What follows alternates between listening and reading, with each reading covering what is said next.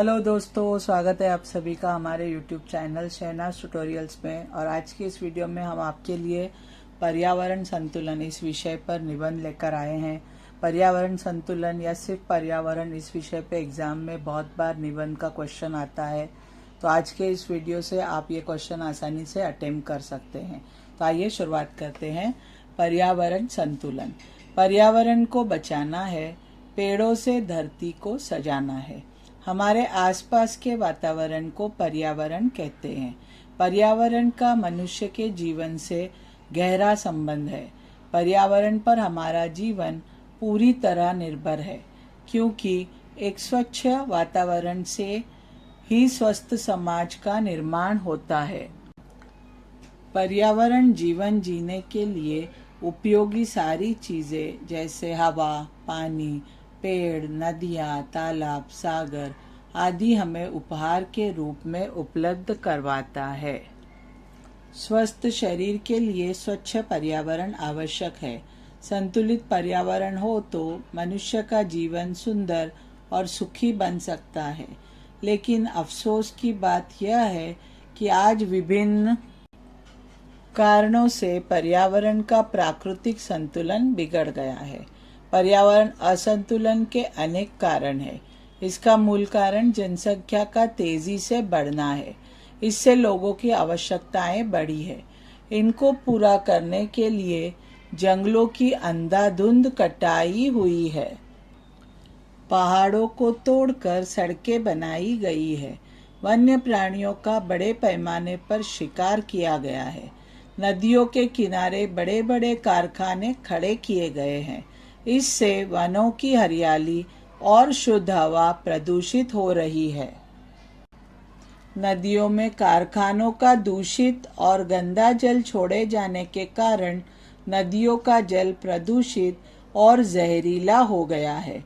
नदियों के दूषित पानी से समुद्र में भी प्रदूषण बढ़ रहा है।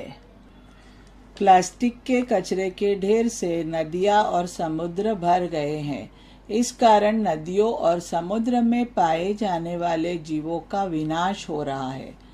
कारखानों की चिमनियों से निकलने वाला विषैला धुआं वायुमंडल को प्रदूषित कर रहा है। मशीनों, वाहनों और लाउडस्पीकरों की आवाज से ध्वनि प्रदूषण बढ़ रहा है। कीटनाशकों के अंधाधुंध छिड़काव से खेती की मिट्टी विषैली तथा जमीन से उगने वाला अनाज अस्वास्थ्यकर हो गया है। इन सब का जिम्मेदार कोई दूसरा नहीं बल्कि मानव स्वयं है। इसके दुष्परिणाम भी मानव को ही भुगतने पड़ रहे हैं।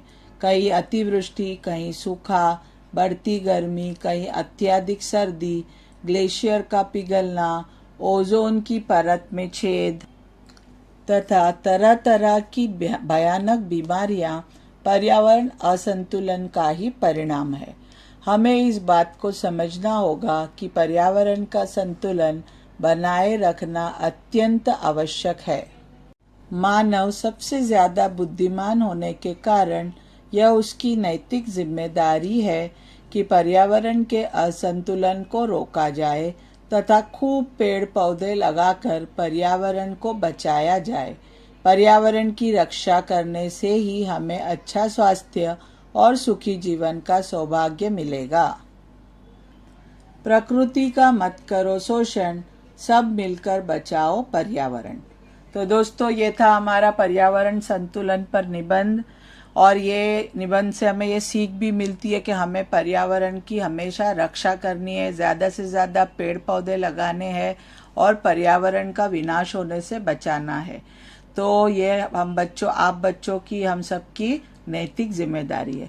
तो होप ये वीडियो आपके लिए यूज़फुल होगा और आपको पसंद आया होगा। तो प्लीज़ इसे ज़्यादा से ज़्यादा शेयर कीजिए अपने दोस्तों के साथ। और अगर मेरे चैनल पर नए हैं तो इसे सब्सक्राइब करना ना भूलिए। मिलते हैं अगले ही वीडियो में, तब तक के लिए बाय।